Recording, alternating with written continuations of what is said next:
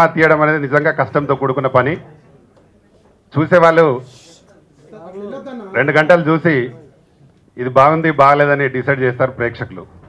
కానీ చేసేవాళ్ళు మేము ఆ సినిమా చేస్తుంటే నిజంగా చాలా కష్టాల కోర్చి, అంటే అప్పుడు ఆంధ్ర తెలంగాణ 2 కలిసిన ఈ ఛాంబర్లో ఆ సినిమా రిలీజ్ కావడానికి కూడా చాలా ఇబ్బందులు ఎదుర్కోవాల్సి వచ్చింది. మొత్తం మీద దాన్ని రిలీజ్ చేయగలిగినాము. ఆడికి దాంట్లో కృష్ణను, సుమన్ను అందరిని ఆర్టిస్టులను పెట్టి సినిమాని చేసి రిలీజ్ చేయడం జరిగింది.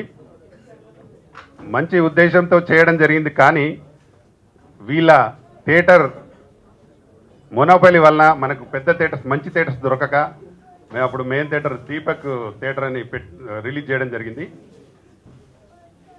ఇప్పుడు అప్పటికి ఇప్పటికి చాలా తేడా వచ్చింది అనుకోండి. ఇప్పుడు థియేటర్స్ మేము కమిటీలో ఉన్నాను, ఛాంబర్ కమిటీలో ఉన్నాను. నేను ఇప్పుడు 2 రాష్ట్రాల ప్రొడ్యూసర్ సెక్టార్ చైర్మన్గా గెలిచి ఉన్నాను. ఇప్పుడు చాలా సినిమాలకి మనం థియేటర్స్ ఇప్పించడానికి నేను ముందుండి చేయడం జరుగుతూ ఉంది. ఈసారి మంచి థియేటర్లు తప్పకుండా 2 రాష్ట్రాల్లో మేము ఇప్పించడానికి ముందుంటాం. మనకి ఇంకా పెద్ద దిక్కు ఇప్పుడు సామాన్య ఉన్నాడు. సర్దార్ సర్వాయి పాపన్న గౌడ్ అవార్డు ఫంక్షన్కు సభాధ్యక్షుడు జయంత్ గౌడు, మన ముఖ్య అతిథి అన్న శాసన మండలి చైర్మన్ స్వామి అన్నగారు, మరి వేదికపై ఉన్నటువంటి పెద్దలు ప్రధాని రామకృష్ణ గౌడ్ గారు, వివిధ వార్డుల కార్పొరేటర్లు, వివిధ గ్రామాల నుంచి వచ్చినటువంటి ప్రజాప్రతినిధులు, వేదిక ముందు ఉన్నటువంటి పెద్దలు అందరికీ పేరు పేరున శిరస్సు వంచి నమస్కరిస్తున్నా. ప్రారంభించడం జరిగింది. అప్పుడు నేను ప్రొడ్యూసర్గా ఉన్నా, హీరోగా ఉన్నా. నాకు సినిమా ఇండస్ట్రీ గురించి ఏం తెలియదు. మరి రామకృష్ణ గౌడ్ పరిచయం అయ్యిండు. సరే రామకృష్ణ అన్న, నాకు మాత్రం పొలిటీషియన్, నాకేం తెలియదు. ఈ సినిమాను మాత్రం ముందు తీసుకోవాలి ఆయన చేతిలో పెట్టినా. బాగా కష్టపడ్డాడు. పబ్లిసిటీ మాత్రము కొన్ని 100 కోట్ల పబ్లిసిటీ ఇచ్చి సినిమాను మాత్రం 3.5 సంవత్సరాలు కష్టపడి సినిమా రిలీజ్ చేసినాము. థియేటర్ల ప్రాబ్లం వల్ల 5 ప్రింట్లు మాత్రమే తీస్తే వారం రోజుల్లో ప్రింట్లు ఇంటికి వచ్చినాయి. అరే ఎట్లా చేయాలి, మా పరువు పోతుంది.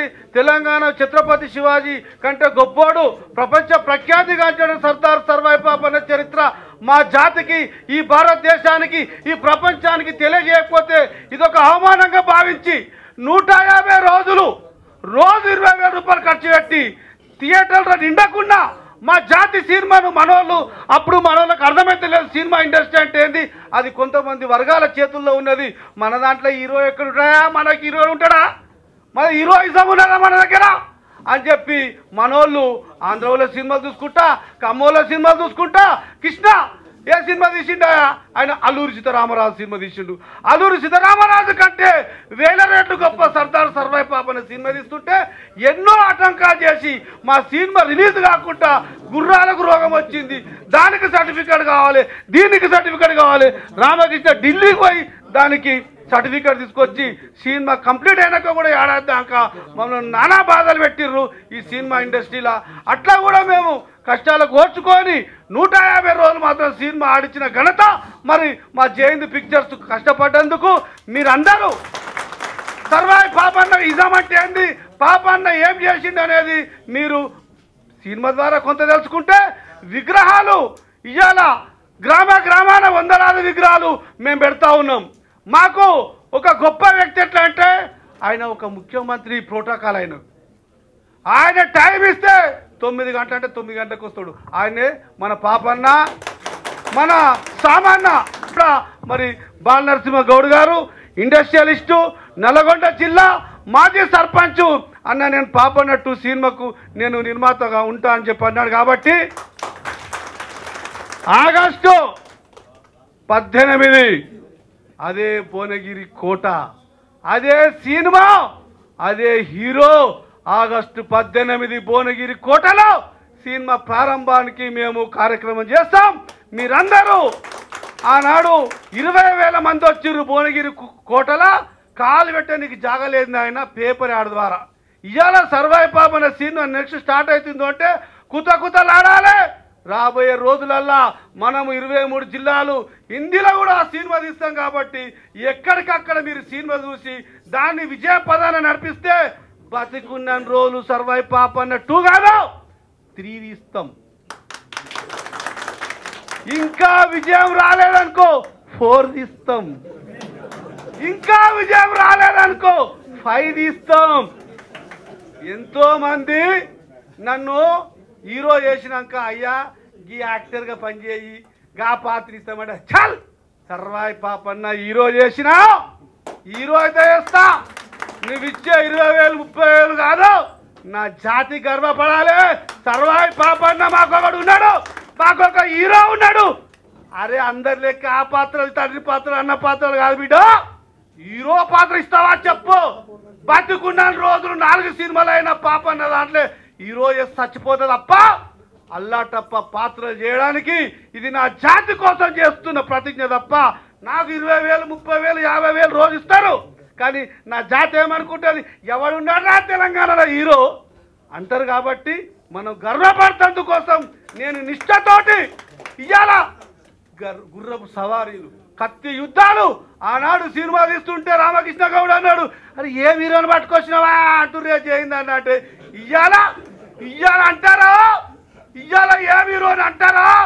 ఏమి దక్కున్నదో మనకేం దక్కున్నదో అది వచ్చే సినిమా. ఈ రోజు ఈ కార్యక్రమాన్ని ఏర్పాటు చేయడంలో ప్రధానంగా సర్దార్ సర్వాయి పాపన్న పేరు మీద చేసినటువంటి సినిమాను నంబర్ 2గా మళ్ళా చెయ్యాలని చెప్పి జయంత్ గౌడ్ గారికి మనసులో ఉన్నటువంటి ఆలోచన. అది చేసే ముందు తన జాతిలో ఉన్నటువంటి బిడ్డలను ఆనిముత్యాలను సన్మానించుకోవాలనుకున్నటువంటి ఒక మంచి ఆలోచన వారిని ఇక్కడి దాకా రప్పించిందని చెప్పి నేను అనుకుంటా ఉన్నాను. వారికి ఉన్నటువంటి మంచి ఆలోచనను దృష్టిలో పెట్టుకొని కార్యక్రమాన్ని నన్ను పిలిచినప్పుడు ఈరోజు నాకు సెక్యూరిటీగా పనిచేస్తున్నటువంటి ఒక సెక్యూరిటీ ఆఫీసర్ పెళ్లి కారణన నాకున్నటువంటి 30 మంది సెక్యూరిటీలు కూడా ఒక్కరు కూడా లేడు ఈరోజు, నాకు డ్రైవర్ కూడా లేడు ఈరోజు. కానీ నా జాతి మీద ఉన్నటువంటి ఇంట్రెస్ట్, జయంత్ గౌడ్ గారి మీద ఇంట్రెస్ట్ తోటి నేనే సొంతంగా కారు నడుపుకుంటూ ఏదైతే ఏమైంది సెక్యూరిటీ అవసరం లేదని నేను స్వతహాగా ఈ కార్యక్రమానికి హాజరు కావడం జరిగింది. అది నా జాతి మీద ఉన్న, నా మిత్రుల మీద ఉన్న, నా కులం మీద ఉన్న అభిమానం. ఎవరేమనుకున్నా దాంట్లో జంకవలసినటువంటి అవసరం లేదు. ఈరోజు సర్దార్ సర్వాయి పాపన్న పేరు మీద కార్యక్రమం చేయాల్సిన అవసరం ఏమి? ఒక మామూలు తాటి చెట్టు కళ్ళు గీసుకునే కత్తితోటి ఆనాడు తన జాతిని కుల వృత్తులను నాశనం చేస్తున్నటువంటి తురస్కులతో ఉన్నటువంటి పరిపాలనలో కుల వృత్తులను నాశనం చేసి రక్తాన్ని పీడించి నాశనం చేస్తున్నటువంటి ఒక జాతిని వ్యతిరేకించడానికి, పురుషుల పాలనను వ్యతిరేకించడానికి, జమీందారు వ్యవస్థని వ్యతిరేకించడానికి కళ్ళు గీసే కత్తితోటి గోల్కొండను జయించినటువంటి వీరుడే సర్దార్ సర్వాయి పాపన్న అన్న విషయాన్ని ఇక్కడ తేల్చి చెప్పడం కోసం మాత్రమే ఈ కార్యక్రమాన్ని చేపట్టడం జరిగింది. మరి ఎన్ని రోజులు చరిత్ర బయటికి రాకపోవడానికి కారణం ఏంటి? ఆనాడు ఛత్రపతి శివాజీతో సమానంగా ఒక పక్కన ఛత్రపతి శివాజీ మహారాష్ట్రలో పోరాటం చేస్తూ ఉంటే, ఒక పక్కన అదే తెలంగాణ ప్రాంతంలో ఆంగ్లేయుల పరిపాలన లేదు, తురుష్కుల పరిపాలన, జమీందారీ వ్యవస్థ పరిపాలనలో ఉన్నది. ఆనాడు ఢిల్లీ సుల్తాన్ పరిపాలనలో ఉన్నది, మరి ఆ మహారాష్ట్రనేమో ఆంగ్లేయుల పరిపాలనలో ఉన్నది. అందుకే అక్కడ శివాజీ వారితో పోరాటం చేసిండు, ఇక్కడ ఈయన వీరితో పోరాటం చేసిండు.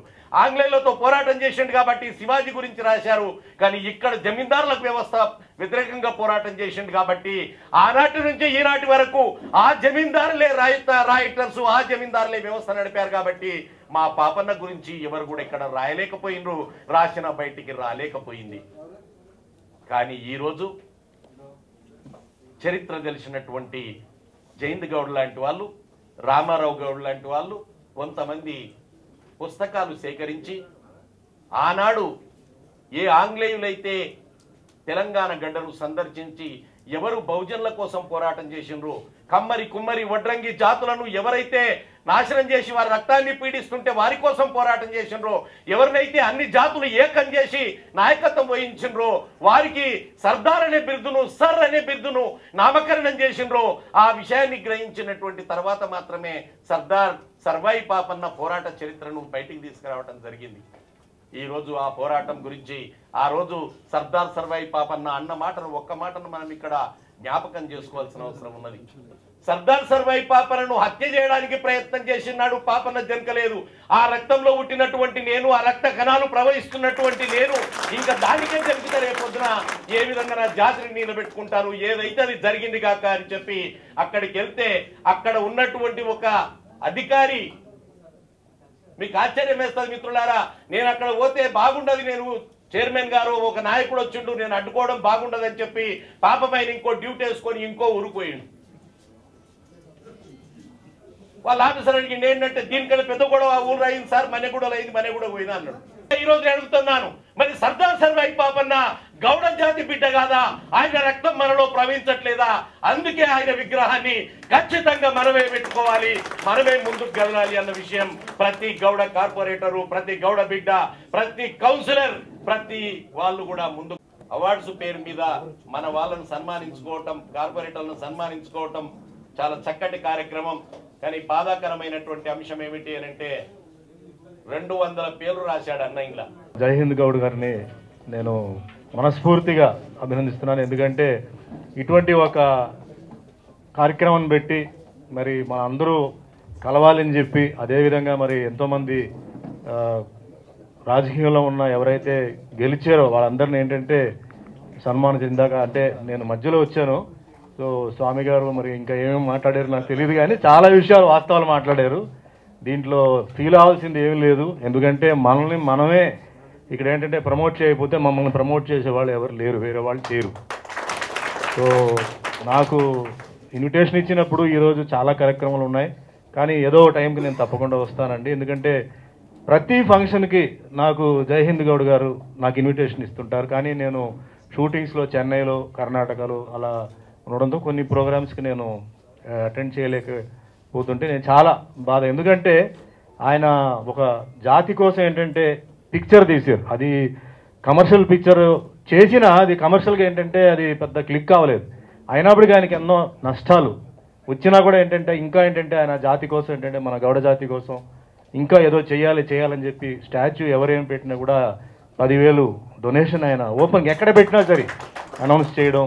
అదే మాదిరిగా ఆయన మనసులో ఎన్నో కార్యక్రమాలు నాకు చాలాసార్లు ఫోన్లో మాట్లాడి, సార్ మనం ఈ విధంగా చేయాలని చెప్పేసి ఆయన ప్లాన్ చేసి చెప్తుంటే నేను ఒకటే ఆయనకి చెప్తున్నాను, ఇలాంటి కార్యక్రమాలు వచ్చినప్పుడు మనం ఏంటంటే మన జాతి బిడ్డలందరూ మనం కలవాలి వీలైనంత వరకు. అంటే ఇలాంటి ప్రోగ్రామ్స్ వచ్చినప్పుడు ముఖ్యంగా ఈరోజు ఈ ప్రోగ్రామ్కి ఏంటంటే ఇంత అంటే ఖర్చు పెట్టి ఆయన చేసేటప్పుడు అందరూ వచ్చి ఉండాలి. బట్ కారణాలు నాకు తెలియదు, కానీ అట్లీస్ట్ ఇంకా ముందు ఏంటంటే ఇలాంటి కార్యక్రమాలు జరిగేటప్పుడు మరి మనసులో ఎలాంటి ఏదైనా భేదాలు ఉంటే అవన్నీ పక్కన పెట్టి మన జాతి కోసం ఏంటంటే మనం ఎదగి రావాలి. అండ్ కేవలం ఒక ఇక్కడ తెలంగాణ కాదు, నేను ఆంధ్రాలో కూడా, రాయలసీమలో కూడా నాకు చాలా ప్రోగ్రామ్స్ మన గౌడ జాతికి సంబంధించిన ప్రోగ్రామ్స్ చెప్పినప్పుడు నేను ఎంత బిజీగా ఉన్నప్పుడు కనీసం షూటింగ్ అయిపోయిన తర్వాత సాయంత్రం 6:30 తర్వాత వెళ్ళి, అది ఒక చిన్న గ్రామీణ ప్రాంతం అయినా సరే నేను అటెండ్ అయ్యి అక్కడ ఏంటంటే మన జాతి గురించి చెప్పి మనం అంటే జరిగింది వేరే విషయం. ముందు ఏంటంటే మనం అన్ని రంగంలో అంటే ఇప్పుడు రాజకీయ రంగంలో మరి స్వామి గారు ఉన్నారు, ఆయన ఒక మంచి స్థాయికి వచ్చారు, ఇంకా ఆయన ఉన్నత స్థాయికి ఎదగాలంటే మన అందరూ కలిసి ఏంటంటే మనం పనిచేస్తే కానీ మనం ఏంటంటే మన నంబర్స్ ఏంటంటే ఎక్కువగా ఉండాలి. మన ఏ పార్టీ అయినా సరే మన నంబర్స్ ఎక్కువ ఉండాలి, అప్పుడే మన జాతికి ఏంటంటే న్యాయం జరుగుతుంది. అదే మాదిరిగా విద్య విషయం వచ్చేటప్పటికి ప్రతి ఒక్కరు ఏంటంటే ఇంకా ముందు ఏంటంటే పిల్లలకి ఏంటంటే విద్య అనేది చాలా ముఖ్యం. కార్యక్రమాలు ఎప్పటి నుంచి మా గతంలో ఒక సినిమా తీసి సర్దార్ సర్వాయి పాపన్న గౌడ్ గారి గురించి మనం ఏ విధంగా అయితే ప్రజల్లోకి తీసుకెళ్ళాము, అదేవిధంగా మరొకసారి సెకండ్ పార్ట్ తీస్తున్నారని చెప్పి చెప్తా ఉన్నారు. అదే కాకుండా కార్పొరేటర్గా గెలిచిన వాళ్ళందరికీ కూడా శుభాకాంక్షలు తెలియజేస్తూ, మరి పెద్దలు మాట్లాడిన తర్వాత ఎక్కువ పెద్దగా మాటలు బాగుండదు కాబట్టి ఈ అవకాశం ఇస్తున్నందుకు ధన్యవాదాలు.